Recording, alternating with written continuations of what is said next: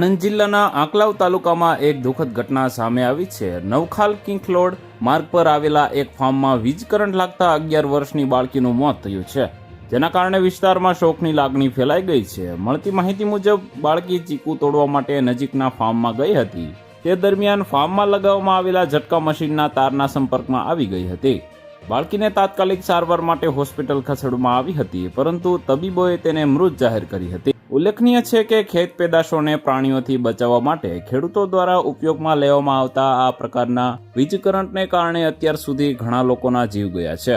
ઘણા પ્રાણીઓએ પણ જીવ ગુમાવ્યા છે। પરિવારજનોએ આક્ષેપ કર્યો છે કે ફાર્મમાં ગેરકાયદેસર રીતે ડાયરેક્ટ વીજ કરંટ આપવામાં આવ્યો હતો, જે માનવ જીવન માટે અત્યંત જોખમી છે। ઘટનાની જાણ થતાં પોલીસ સ્થળ પર પહોંચી હતી અને ફરિયાદના આધારે ગુનો નોંધ્યો છે। ઝટકા મશીન અને વીજ જોડાણ અંગે તપાસ હાથ ધરાઈ છે। તો વધુ માહિતી મેળવવા માટે ચેનલ સાથે જોડાયેલા રહો। વિડીયો પસંદ આવે તો લાઈક કરી દેજો। ચેનલમાં નવા છો તો સબસ્ક્રાઇબ કરી દેજો।